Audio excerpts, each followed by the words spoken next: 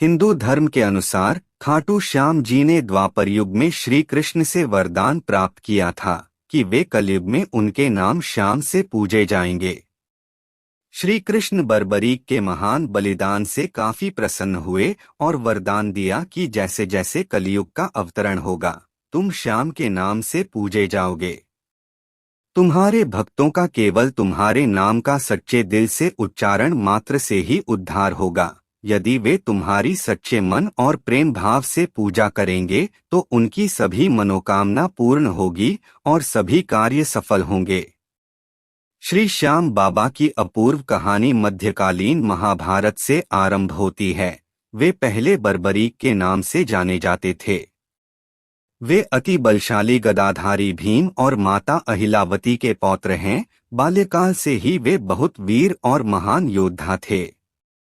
उन्होंने युद्ध कला अपनी मां तथा श्री कृष्ण से सीखी। महादेव की घोर तपस्या करके उन्हें प्रसन्न किया और 3 अमोघ बाण प्राप्त किए।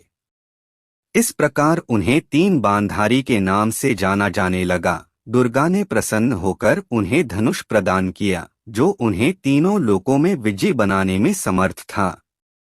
महाभारत का युद्ध कौरवों और पांडवों के मध्य हो रहा था। यह समाचार बर्बरीक को प्राप्त हुए तो उनकी भी युद्ध में सम्मिलित होने की इच्छा जागृत हुई। जब वे अपनी मां से आशीर्वाद प्राप्त करने पहुंचे तब मां को हारे हुए पक्ष का साथ देने का वचन दिया। वे अपने नीले रंग के घोड़े पर सवार होकर 3 बाण और धनुष के साथ कुरुक्षेत्र की रणभूमि की ओर चल पड़े। सर्वव्यापी श्री कृष्ण ने ब्राह्मण भेष धारण कर बर्बरीक का भेद जानने के लिए उन्हें रोका और उनकी बातों को सुनकर उनकी हंसी उड़ाई कि वह मात्र 3 बाण से युद्ध में सम्मिलित होने आए हैं। ऐसा सुनकर बर्बरीक ने उत्तर दिया कि मात्र 1 बाण शत्रु सेना को परास्त करने के लिए पर्याप्त है और ऐसा करने के बाद बाण वापस तुनीर में ही आएगा। यदि तीनों बाणों को प्रयोग में लिया गया तो पूरे ब्रह्मांड का विनाश हो जाएगा। यह जानकर भगवान कृष्ण ने उन्हें चुनौती दी कि इस वृक्ष के सभी पत्तों को भेद कर दिखलाओ। वे दोनों पीपल के वृक्ष के नीचे खड़े थे। बर्बरीक ने चुनौती स्वीकार की और अपने तुनीर से 1 बाण निकाला और ईश्वर को स्मरण कर बाण पेड़ के पत्तों की ओर चलाया। बाण ने क्षण भर में पेड़ के सभी पत्तों को वेध दिया और श्री कृष्ण के पैर के इर्द गिर्द चक्कर लगाने लगा, क्योंकि 1 पत्ता उन्होंने अपने पैर के नीचे छुपा लिया था। बर्बरीक ने कहा कि आप अपने पैर को हटा लीजिए, अन्यथा ये बाण आपके पैर को भी वेध देगा। तत्पश्चात श्री कृष्ण ने बालक बर्बरीक से पूछा कि वह युद्ध में किस ओर से सम्मिलित होगा।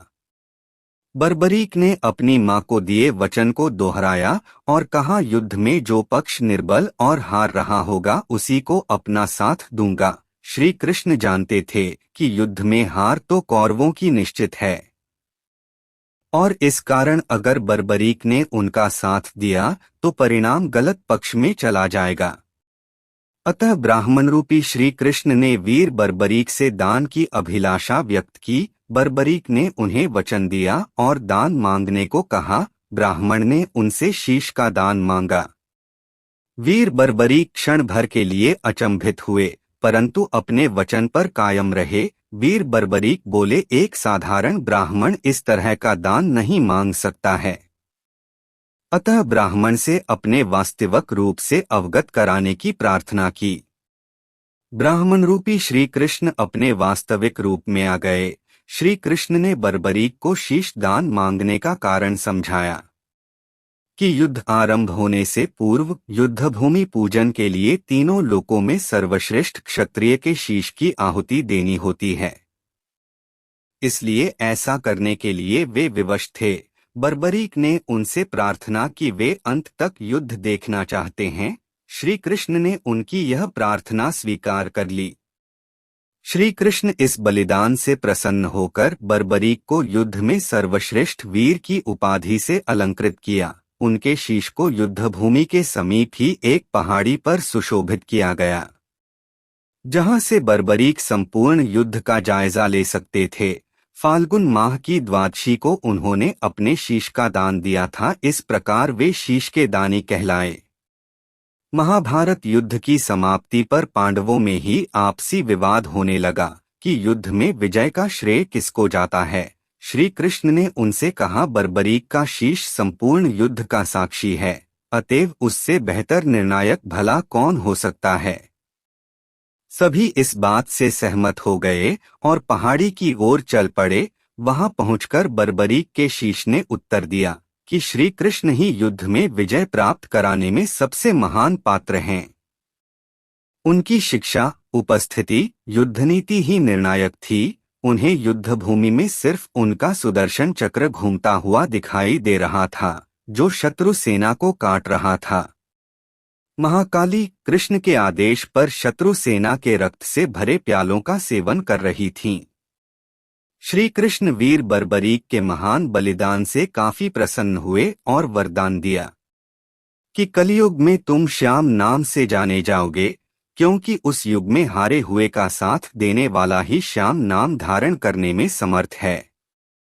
उनका शीश खाटू नगर, वर्तमान राजस्थान राज्य के सीकर जिला में दफनाया गया, इसलिए उन्हें खाटू श्याम बाबा कहा जाता है।